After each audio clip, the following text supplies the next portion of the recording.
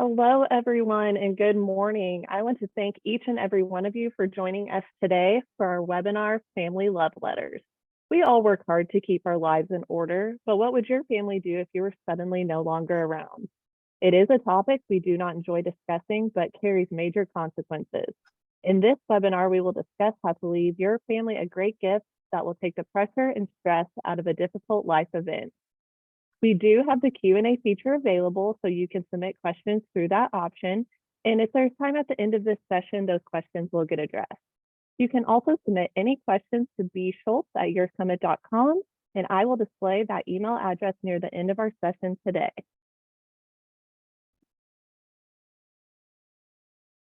So now I would like to introduce our three panelists.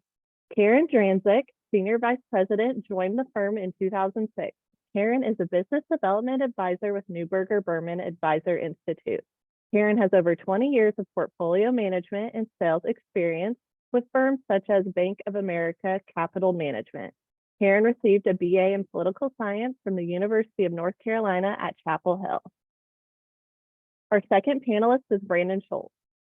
Brandon is a senior account manager for Summit, and Brandon has 4 years of experience in the investment industry and multiple years before that in banking and accounting. With this experience, he is able to bring knowledge to his clients in multiple areas of their financial lives. Brandon is client-focused and values educating America's workforce on how to improve their financial lives, as well as help them achieve their unique financial summit.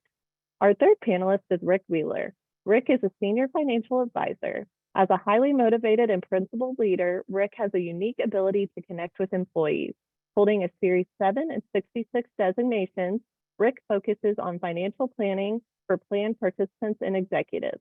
Bringing more than 10 years of investment experience, whether that's working with a business owner or employee, he will provide a strategic plan tailored for each individual family. And now I would like to go ahead and pass it over to Brandon Schultz to get us started today. Perfect. Thank you, Riley, and thank you everyone for joining us this morning. I know it's a very busy time of the year for everyone, so we do appreciate your time, and hopefully you're able to learn or glean a little bit of information from two very smart people here today about something that your parents, your grandparents may be trying to navigate right now. And I think that's a good point. Regardless of our ages on this call, we are probably involved or know someone that are trying to answer these questions or living through these questions right now. So again, just to reiterate what Riley said, Karen, I want to thank you for joining the call today. And of course, Rick, thank you for taking some time out of your days to come and share some information. The first line of questions really are going to be geared more towards you, Karen. I know you're a wealth of knowledge on estate planning, so we're excited to share some light on something that's kind of under discussed, I would say.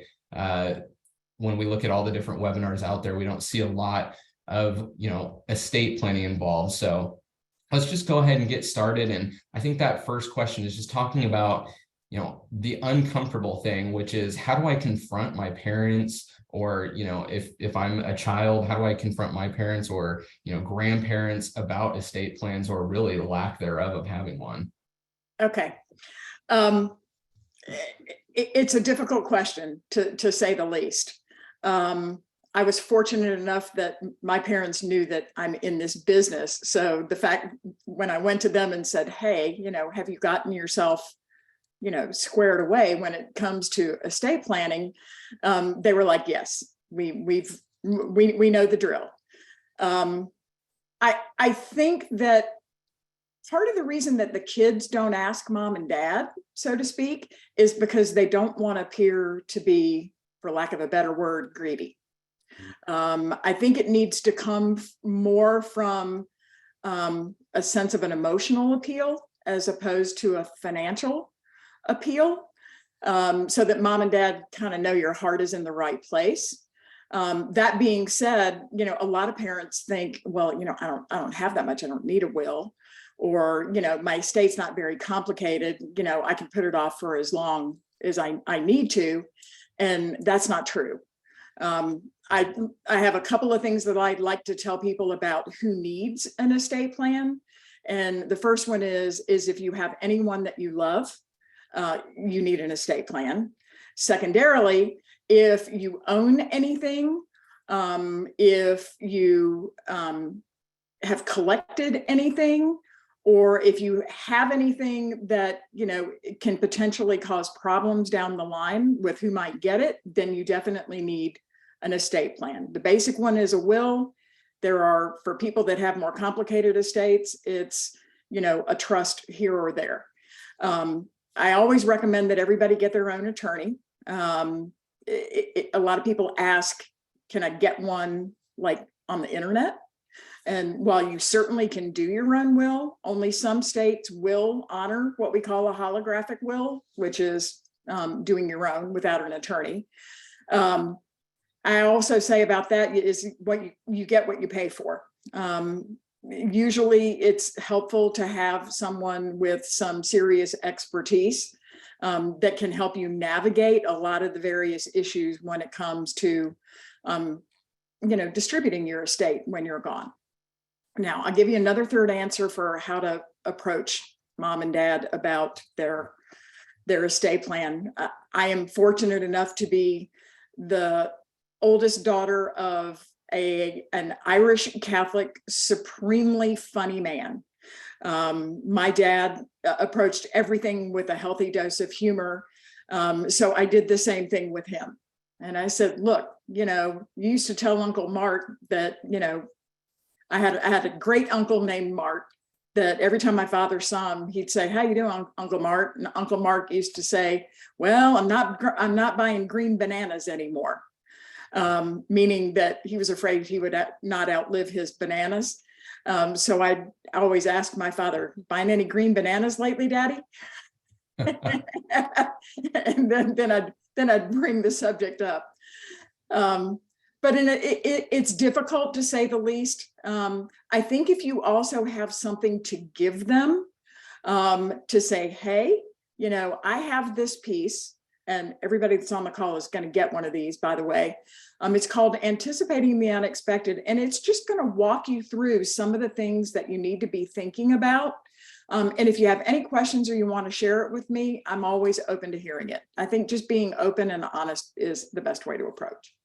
Yeah, I really like that, Karen. I think the idea of giving them something, hey, you know, I was just on this webinar. It was something that came up. There might be something helpful. I don't know if you all have started looking into this or not in there as a bit of a lead in. But Rick, how has this played out in client meetings for you? I know you've had some of these conversations with clients, whether it be, you know, kids of parents who are getting older and don't have one, or parents who are just kind of starting that journey of estate planning. Yes, Brandon, it's very normal to have this conversation. It's due for the second conversation typically that I have, sometimes even the first that we go into this as we do a financial plan and a retirement plan. And even dealing with it myself, with my in-laws and my own parents. Some of you know my story that my father had Alzheimer's, early onset Alzheimer's, and he would always share anything that I asked because, again, like Karen, I'm in the business. It was easy for him and my mother to have the conversation, but the conversation dramatically changed when he was diagnosed. It went from, I take care of things for the family on finances, to I need to make sure mom understands how to do these things. So it really is always, it depends on the personal situation. I know that dealing with a couple of families that I'm speaking with right now, that the families have literally fractured because mom and dad didn't have things in good enough order. And one of these two situations, both the parents are still alive and their health has declined. One of them has Alzheimer's, just like my father. And then the other one is doing fairly well mentally. But once you get up in those mid and late 80s, for some of us, we aren't functioning as well as we used to. So for them, I had this exact question, the one that had the two parents, because the little brother is fighting. He wants inheritance now. He's like the proverbial prodigal son. I'd rather be able to pay off my house if I could go ahead and get, because the problem was mom made the mistake of letting little brother know they were going to split a lot of money. And it has caused the whole family, uncles, aunts, cousins, everybody to start battling. And it just didn't need to happen that way. So that's why it's important that we have that conversation. And if I need to call the parents and have usually the child that's a little bit more interested in everything being fair. In this case, if I could have gotten to them a few years ago and started these conversations and helping them, at least giving the guidance of how things should be split, whether a trust was needed or a will, and timing on some of these things. So I deal with this on a day-by-day basis. It has caused a lot of problems. I continue to hear the updates of what brother said and what mom's been saying, and it's sad to see that. I know that I also have had families where, you hate to say it, but would you rather that your child and your grandchild know what's going to happen, your wishes and your desires before you pass? Would you rather they be mad at you after you're in the grave because you made certain decisions, or would you rather make sure that you preempted all that? And there are ways to potentially circumvent all these things. It just takes that conversation. Absolutely. So I think that's, all really good points. And, Karen, you answered this next question, should you have a will or a trust? Well, do you have someone that you love, or do you have things? I think that encompasses pretty much everybody. I hope it sure does. But I think there's also that question of, it's not important now. I can just wait a while. And what would you say to that person? Okay. Number one, I don't think there is any appropriate quote unquote age to get a will. I think there are, like I said, younger people that think that they're going to live forever, and I don't need to worry about that now. I mean, we had a client that she was married, husband had a business, they had 4 children. They'd gone to do an estate plan. They had the documents were messengered over, the draft of the documents were messengered over to their house on a Friday night. And the husband came home from work and said, "Oh, we'll take care of that, over the weekend, make any revisions we need to. Then we'll go into the office on Monday and have them correct, and we'll sign originals." Well, on Saturday, he got up and went for his early morning run and was struck and killed by a drunk driver 1.5 miles away from his house. And yet, the wife said, I was widowed at age 38. And she said the biggest problem that she had was not the fact that he died intestate. She said the biggest problem was the fact that she had no idea what they had, where it was all located, and who were the people that she was going to have to work with, and work with very hard, because there was no estate plan to get it all settled. So, I think for younger people, the way that I like to approach it is, hey, your will right now is going to be pretty basic because your life hasn't gotten complicated yet. So it's fairly inexpensive to do so. But the other thing I like to remind them is the document that's really important for you right now is your power of attorney. Because if anything were to happen to you and you couldn't work and you had to have somebody come and take care of you, would that person know where all your money and your stuff is to take care of you with? And would they have the authority to have financial conversations with somebody else to be able to take care of you during that period of incapacity? I have a former colleague that happened to him in his early 30s. His mother flew out to California to take care of him. When she realized she got off the plane, she didn't even know where he lived, because everything's electronic today. She said, I commuted everything by phone. I didn't have his physical address. And she didn't know where his insurance information was, checkbook, that kind of stuff. So if you think, okay, will's going to be basic, power of attorney is the most important thing, and that is the least expensive document you'll probably get from an attorney. Yeah, it's great advice. And Rick, I think here in a moment, I know you have some resources that we're going to discuss about how to keep all of those little things, Karen, that you just mentioned in order, because there are so many things to think about that, if we're just doing, our spouse may not know, but they need to know, because it is very important. So we know that we need to create something, a will or a trust, no matter what age you are. But let's talk about the executor, because I think that's another one of those trip up questions that people ask. What qualifies a person to be an executor, and also what characteristics, if you're about to go create your will or trust, and then really the trust, who would you want to name as an executor? Okay, before I give you the qualifications, I'll just tell you mine and my husband's own experience when we did our estate plan 5 years ago. We sat down and we're like, oh, who do we name as executor? my husband has 2 children from a previous marriage, and our estate plan, both of our estate plans treat them as if they are my children as well. And I'm like, well, we could name, Tim and Nick to be executor. And I was like, yeah, but you know what? They're really not old enough yet. If something were to happen to us, in a hurry, would they be able to deal with their grief and be able to deal with the emotional toll that it would take on doing the duties for settling an estate? And we decided against that just solely because of their age and their life experience. And then we found a family member that I have a classic saying that, if you want to get anything done and get it done right, you give it to a busy person. And his sister is a registered investment advisor. She's the busiest woman I know. And we both decided we would name my husband's sister. That being said, my kids are now over the age of 30.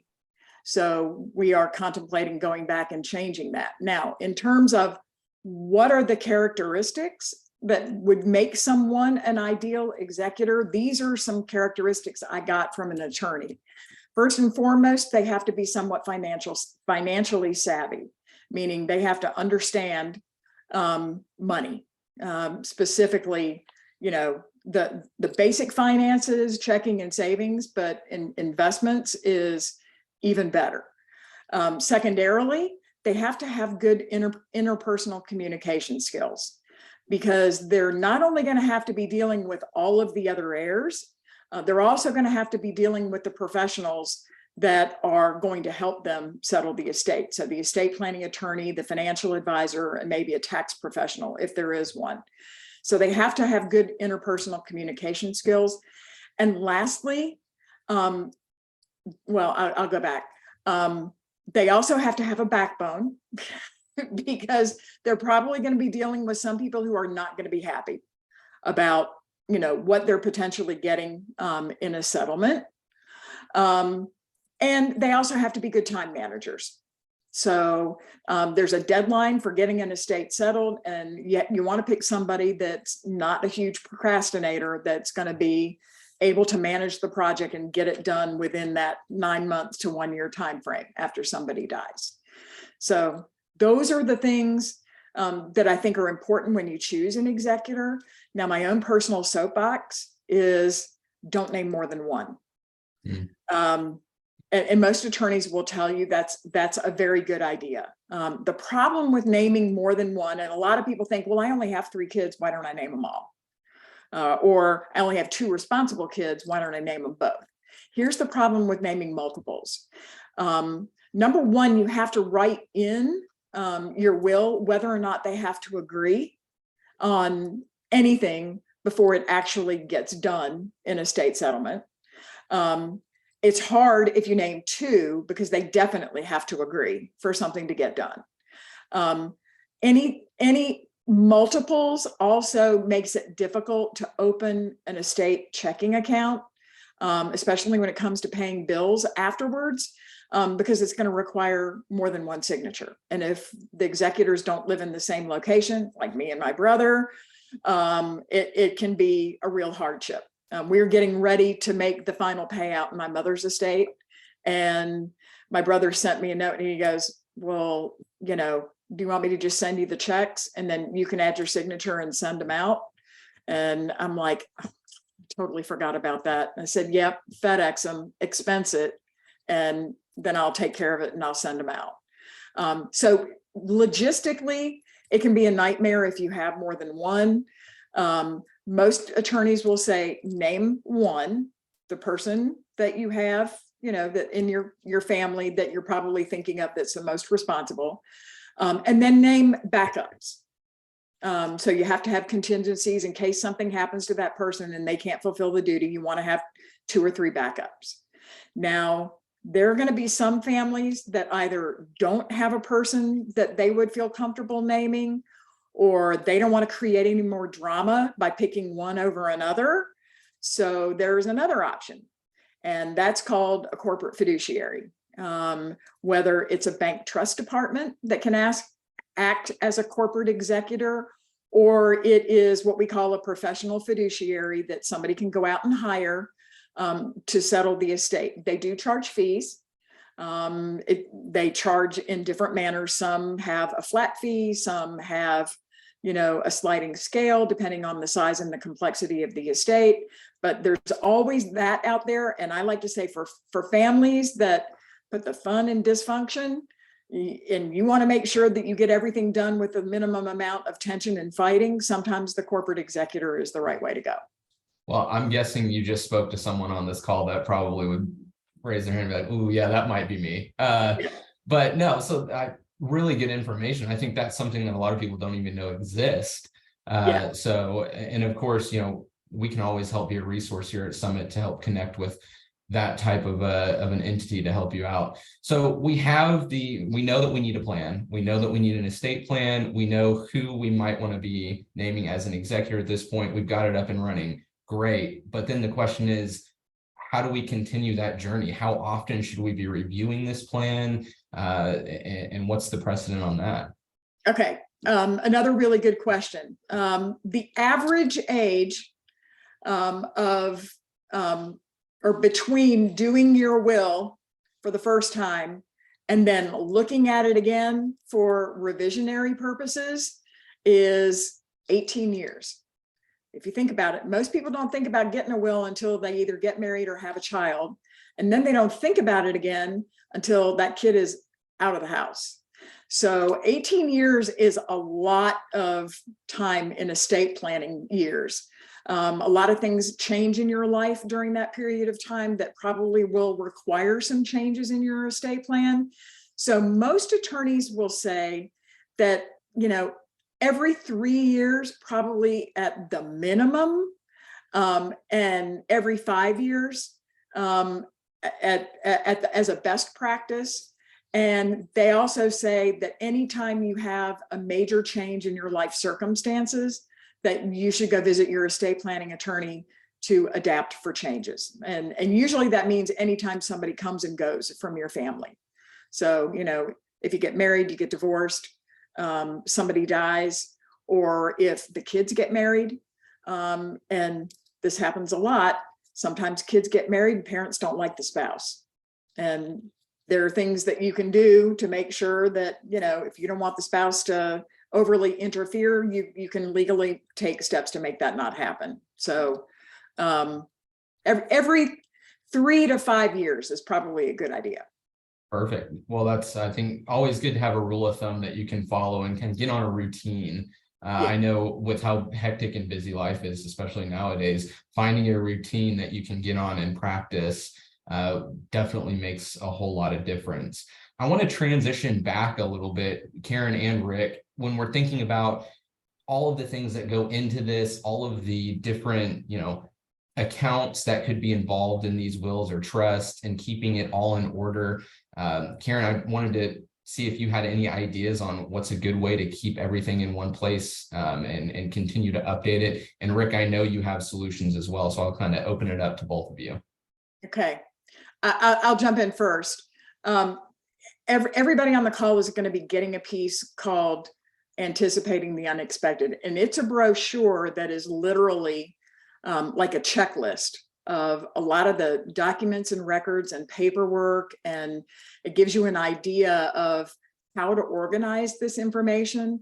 My best recommendation would be to get that information together the first time. Keep it together with that Anticipating the Unexpected brochure, along with your estate planning documents. Kind of, put them all together with a rubber band or stick them in a file, mark it, and then let your kids know that when the time comes, where to go find that. Most attorneys say you should keep it at home and it should go somewhere safe but accessible, that the kids will be able to find. And that's probably my best recommendation for, kind of keeping it organized and keeping it together going forward. That way, anytime something changes, you're going to kind of have it all together anyway, and you'll see everything that needs to. It's kind of like the domino effect. Once one thing changes, you're going to have to change a lot of other things, and they're all going to be right there at your fingertips. I'll throw in first of all, the best way to provide this kind of information sometimes involves another person, and that's where the advisor comes in. That's where Brandon and I and our team can sometimes come in. Sometimes it really is helpful to have an outside party be involved. I get asked from time to time, can you be my trustee? And we cannot. So it does not help to even ask, but that does not mean we can't be the mediator, the coordinator, the person that has pretty much all that information in one place as well as you. So don't plan on us doing it all for you. Don't be like my mother. My mother, I swear, is still 4 years old. When I ask her to do something, she looks at me with those eyes and says, you do it.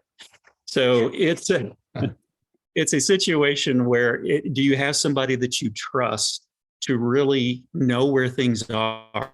And I give the example of a client of mine from a couple of years ago who passed. He had cancer and needed some help. So I drove down. He was in his 80s. His wife is 80, and met with him for lunch, had him bring every document he could find. And he spent a couple of weeks digging through everything. And because we lived 11 hours apart at this point, we did meet in a nice, comfortable restaurant. And then we pulled all those papers out, and I literally used my phone scanner to scan all of those documents directly into something we call AdviceWorks. It is a financial planning package in the cloud that we use. It's what Brandon and I use in order to create financial plans for clients or folks that need help. There's no charge for it. There was a time that we would had to charge you a fee in order to do it, but we have decided not to do that. So it is a no charge system that you have access to. And being able to use that, what we call a safety deposit box for information, can be very handy. For the gentleman who did eventually pass that I met with about 6 months after we met, I got the phone call from his wife and his daughter because I had already had a phone call with the daughter and with the wife, reminding them that when he does have his time, when he moves on, it's time to start transitioning assets and information over to the wife and to you as the daughter. And I had all that information stored into his AdviceWorks account, gave both his wife and his daughter access with his approval, and I had access as well. Well, of course, when he took a turn and was rushed to the hospital and then told he's got hours, they started the hospice process. I was given a phone call by the daughter saying, Mom and I are here with the doctor. The doctor says we need the DNR. And we forgot it because we were running out the door. And I started telling them that I'll email that to you right now. So be looking on your phone for your email, because I have a copy of that saved in your AdviceWorks file.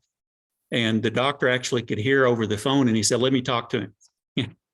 So I was able to tell the doctor, I'm looking at it right now. And he said, well, if you'll go ahead and send it, I'll take your word for it. And because the wife, just like my mother, when my dad passed 2 years ago, she said, no, there is no DNR. We don't want to let him go. And just the same, I told the daughter, please go ahead and hand Mom off to sister or somebody else, just like I did. I handed my mother over to her sister, my aunt, and said, I do have the DNR. I don't have it with me at the time, but I can look it up on my phone. And he said, I'll take your word for it. So that is kind of a part of that family love letter. It's being able to have folks around you giving you the confidence and understanding that, yes, we've got it all stored somewhere, but at the same time, in the heat of the moment, what happens next? And that's what AdviceWorks does beyond the financial planning, is it gives us a guide behind the scenes to help you and your loved ones escape. First, in this case, in 2 weeks, Mrs. So-and-so, you're going to get the following forms in the mail, and they're already going to be completed, everything but your social and a couple of other things that you can fill in. But all you have to do is sign and send it in order to get the life insurance and the investment accounts all rolled over to your name, and then following up with emails according to your needs, going on to your kids and your grandkids, letting them know what all is happening and how they can be involved. Yeah, very, very powerful to take that pressure off of people. I think it's a high pressure situation, very stressful situation, and things can be easily forgotten. I think you think about the documents that you need in those situations, the DNR, the power of attorney, other, important documents that we know about. Is there anything that people don't think about putting down for their loved ones. Karen or Rick, that you might have seen that it's like, man, that would have been really helpful to have, but I mean, who would have thought to put it down? Yeah, for me, the big thing that I run into, having dealt with this, being a man and having a military father and a military grandfather who quite honestly thought they knew more than they really did, and also had that militaristic, I got to take care of the little woman, and didn't allow my mother or my grandmother to do certain things, they would have been left in the dark, quite honestly, if it wasn't for my aunt and myself. My aunt, as a nurse, the medical stuff, she knew it inside and out. And then on the financial side, for me, it really comes down to what happens when I'm gone. Who do you call if? It is a list of the Ghostbusters list, you might want to call it. Who do you call and when do you call them? So it's simple things like my mother didn't know who to trust to have a plumbing repair, the roof repair. Do I do something different on the insurance side? Do I need to have life insurance now? There's a lot of questions that need to be discussed. So that family love letter that Karen and her team talks about, which I've stolen the term and I use all the time. If I pass tomorrow, I want my wife and my kids to receive that family love letter that includes the passwords to websites that I frequent that they'll need to get into so that they know exactly who to call when. And I have a 6-page document for those that are typically older because they don't prefer the online version that I help fill out. I'll literally sit there with them and fill it out and ask, who do you call if you have the following 10 problems? Or who should your wife, who do you trust in order to help with the following things? And then I include things like emails and phone numbers for those folks, including Uncle Jim. Maybe it's his brother that she doesn't really talk to that much, but maybe when husband passes, the brother passes, she'll need to be talking to him about some matters as well. So it's all one place, whether it's in a fireproof box and or saved online and a actual pictures or scans of those documents online through our advice work systems or a combination of all the above. My mother-in-law, she has things in a safety deposit box, and we just met with her last weekend about this very thing, about getting it all saved digitally and to make sure that everything's taken care of for my wife and her other daughter. I'll add one thing to that. And this is something that I ran into with my mother, both before and after she passed away. I was fortunate in the fact that my mother was pretty financially savvy. I mean, she literally would balance the checkbook to a penny. She was a banker's dream.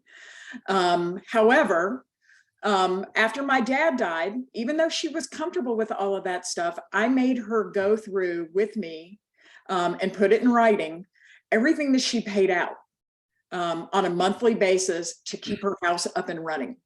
So the mortgage payment, the gas bill, the electric bill, the water bill, you know, the cable or the Wi-Fi, but basically all of her monthly household expenses. And we didn't just identify who they were going to and potentially how much they were going to be, but we identified the method of payment. Because we pay our bills in a lot of different ways now, whether you write a check or we have it debited from a checking account or where you go in and you pay it online. Well, I was fortunate that we went through and we identified all that with my mother, because before she passed away, 3 months before she passed away, we found out that she had a brain tumor and that she had not been keeping up with her finances, which is highly unusual. And as her agent first, power of attorney, I was able to go in and pay all those bills without skipping a beat. And then after she passed away, my brother and I, as executor, were able to keep up with everything in the same way that she was continuing to pay it until we managed to sell the house.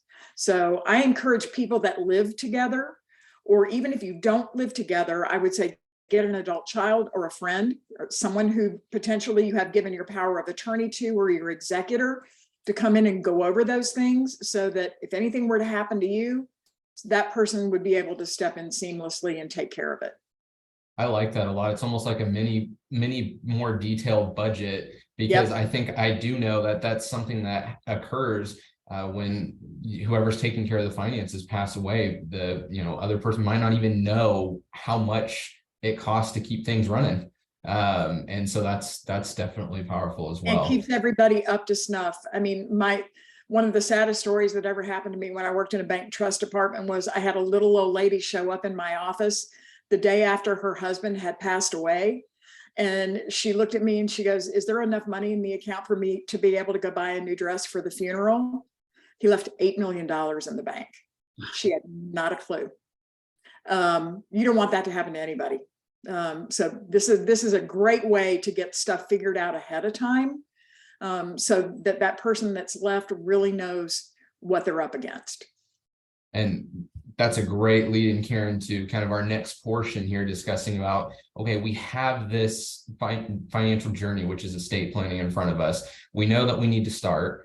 We kind of have an idea of how to start pulling things together, bring an executor in when the time comes.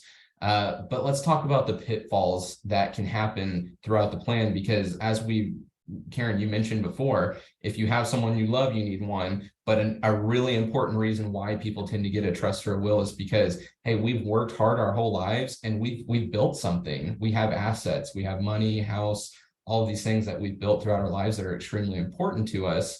But Rick, I wanted to shift a little bit more now and start thinking about working through that plan, keeping in mind that there's big decisions, usually revolving around investments and your money, that can significantly change or derail your plan.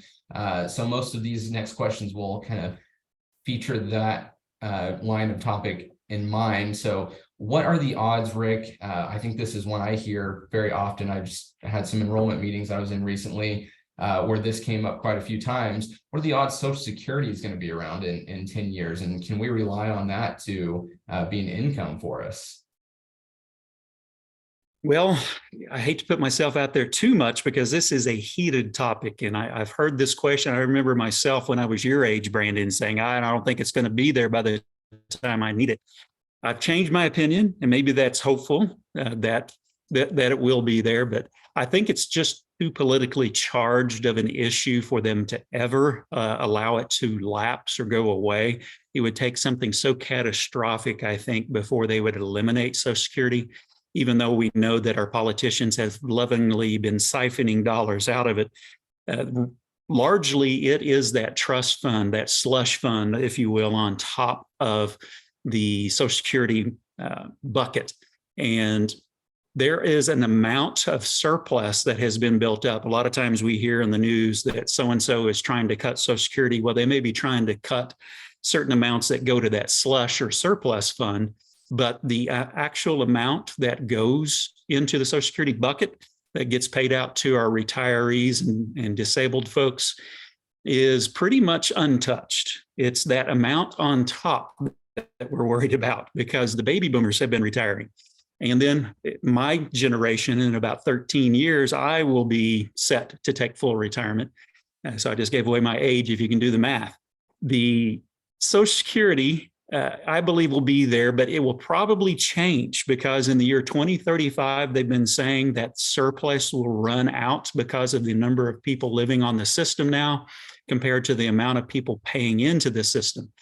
They have just revised that this year down to 2034, that surplus will run out. And in order to meet obligations, the Bureau of Statistics believes that we're going to have about 3.1% greater amount going in, which means we'll probably have an increase of taxes that will be hitting us as employees as well as our employer. If we split it, it's about 1.5, a little bit more than that extra in taxes we'll probably have to pay in a year, or a combination of that with pushing the date out a little bit further, just like we're seeing people retiring at 66 and 4 months that are retiring right now. And we may see, instead of 67 being my full retirement, it might be 67 in 2 months. So they'll have to get a little bit more creative with their algorithms in order to determine that. But the thought that it will be completely gone, I would consider that to be highly unlikely. Some folks may disagree with me on that, but I know that our politicians love their power, prestige, and money too much to have people rebel and kick them out of office. So I really believe it will still be there for us.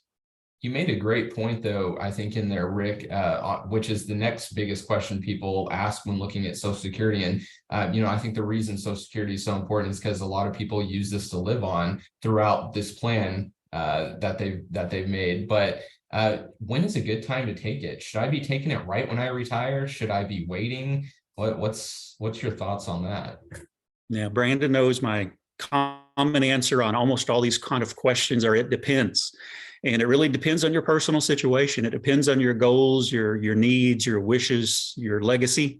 What is it that you want to use the money for? If it's for like a couple of folks that came to mind earlier because they brought their will into me to review, literally printed on dot matrix paper. So it was a 40-year-old will. Wow. So we talk about old wills. It's the oldest one I've seen. So I've got to be honest, I don't know what that is. Sorry, I should have assumed that some of the folks on the call may not know what a dot matrix printer is. It's a printer that was used in the 80s, and I'll tell you about it later. Okay. Very old.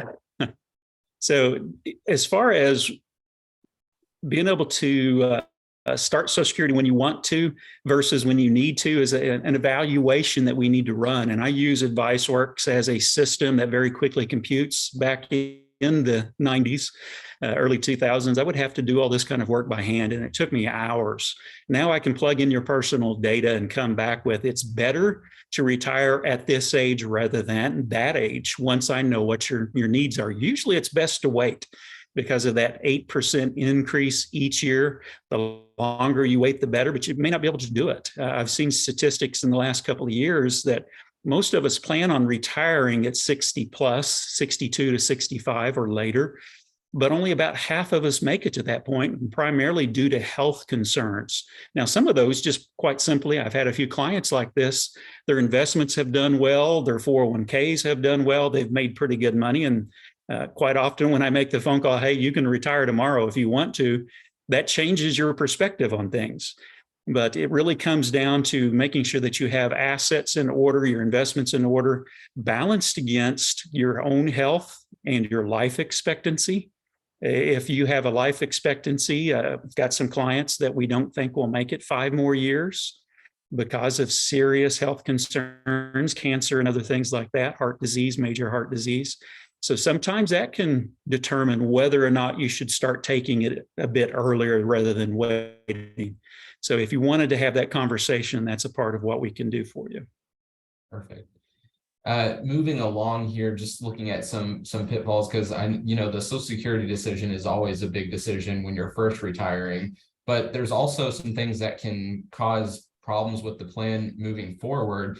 And a lot of what we see, Rick, is long-term care. It's crazy expensive, and it's getting more and more expensive as time goes on, as everything is. But I think the question we get a lot is, should I be buying long-term care insurance right now? Or, is there other ways to help protect us from not spending down all of our money in a nursing home and then never actually getting to leave money that we've been planning to leave this whole time? Yeah, that's another conversation that takes serious consideration and thought. You look at my own father again with his Alzheimer's early onset. All of a sudden, it was a conversation that we had and put off. And then the moment he was diagnosed, it really wasn't affordable. It wasn't possible to get it for him. And then we fast forward 11 years in his life when the May tornado hit Sapulpa and destroyed my parents' house. I get the phone call at 5 a.m. from my panicked mother saying, the roof is gone. What are you going to do? All of a sudden, your house is gone. Your husband really needs nursing home care. And we've been talking about it for a full year, and she keeps putting it off. Well, it forced the situation. They didn't have a house to live in anymore. So fortunately, the tornado tore up their house, and insurance paid for a year at the nursing home because they had to totally rebuild the property. And my father passed 2 days before the money was stopped by the insurance company. So you talk about divine timing. Wow. And perfect timing, but not everybody is so fortunate to have things work out that way. Oh, it was a $5,400 a month check for assisted memory care assistance for my father. And it was not the nicest of places, but it was nice. It was not a typical state-run facility. It was a private facility. So being able to afford the long-term care is a decision of timing. And if you can afford it, pay a few $100s a month, maybe in order to protect yourself, it would have saved my grandmother, who lived almost 11 years in a nursing home, and it completely made her destitute, and she was living in the least affordable places. My dad moved her 13 times in 11 years. Just bed sores, constant neglect. So it is a battle that you deal with. So long-term care insurance is a very valuable policy by a life insurance company that can be set up in order to provide a monthly benefit, cover for in-home health care. There's a lot of benefits to it. And being able to at least have that run, there's no obligation. We can help with that and see if that is a viable option. And you can also consider annuities as an option these days. Annuities were very much the ugly stepchild of the world for many years because they were very high fee. Well, there's some lower fee options that provide investments, as well as if you end up in a nursing home or need long-term care, that you can use that money with no surrender charges, lowering fees, as well as in some cases doubling the benefit on a monthly lifetime guarantee. You'll get a lifetime income that's double while you're in a nursing home. So there's some other ways that we can look at it and compare to see which one might work best for you and to make them the most affordable. The couple that came into my office with the dot matrix will had an old long-term care policy, and once they hit their mid-70s now, they just couldn't afford it anymore with inflation the way it was. So we had to have the serious discussion. What do we have to do? Live today with the money that's few hundred extra dollars a month, or do we continue to pay on something that might happen down the road? And that is a difficult discussion, but you sometimes need some help and advice on that. So, I mean, absolutely an important thing to be discussing if you haven't thought about it already. But there are solutions out there, I think is the key. And like Rick said, there's a lot of things that have changed in the market, especially with annuities, that has, changed perspectives on them as well. All very, very important information. We're getting close to time here. So I just want to open it up for, final thoughts from Karen, Rick, either of you, and then I'll go ahead and close us out. I'll just pile on to your last discussion, Rick. One of the greatest blessings that came out of my mother's situation was she did have an annuity. And I'm like you. I mean, throughout my investment career, I've always considered them the ugly stepchildren. And I was so grateful that she had it, because that's what paid the skilled nursing care that we had come in to take care of my mother, for those 3 months before she passed away. So that's it can potentially be a lifesaver. The only thing that I'll close it out with, Brandon, is that talking about estate planning is a very difficult discussion. I'm going to go back to the first question that you asked me: how do I approach talking about it with my parents? One of the other ways to do that is to say, hey, I'm considering doing my own. Where did you guys go for advice? When did you do it? Do I need to wait? Just kind of ask your parents from your own personal perspective. I'm thinking about doing it. Do you have any advice to give me? If they haven't done it yet, that can be the prompt that will get them over the hump. And if they have done it, then they're probably going to be a wealth of information coming back to the kids. The only thing I'll tell you is one of my favorite corporate slogans of all time is Nike's "Just Do It" campaign. So I'm just going to tell everybody, this is one thing that you just have to do. Oh, very good. Rick, any final thoughts? Yes, I'd say I agree with Karen wholeheartedly. And as a person whose entire job, my wife works in industry as well, where we deal with folks quite often in the speed bumps of life and the catastrophes, the tragedies. And because of that, it maybe makes us a little more aware, maybe a little hyper-reactive at times, but it's best to be hyper-reactive on these kind of scenarios to make sure that you have confidence before something does happen, so that there is a plan in place. And being able to put that plan together is what we're here for. I tend to use 4 Ps.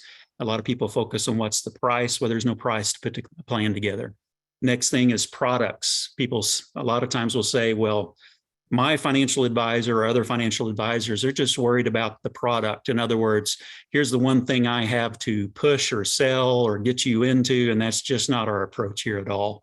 So that's the second thing you have to worry about. We use products as a way to fill the gaps, the needs, and provide that confidence to try to remove some of the worry and stress from your life. And then the next thing is the plan. So being able to put together that plan. And finally, it's the person or the people around you. It's your child, it's your grandchild, your spouse. Who is it? Once again, just like we started, who do you love? And who is it that is really the most important? And if they're really that important, then being able to have that plan in place in order to help meet their needs on down the road in the future will take a team quite often. And just volunteering the assistance, that's what we're here for. You can make the phone call. There are many folks that call and ask these key questions all the time, and they're not our clients. It's just, what should I do if I was given your phone number? Of course, we'd love to be able to help you on any outside things, but that's really what we're here for. That's why I work, where I work and why I do what I do. It's because I have a passion to help folks meet those needs. I really love, especially through this Zoom series, having somebody who starts a phone call with a cry and ends it with tears of joy because they realize there's a plan and I have confidence about my future now.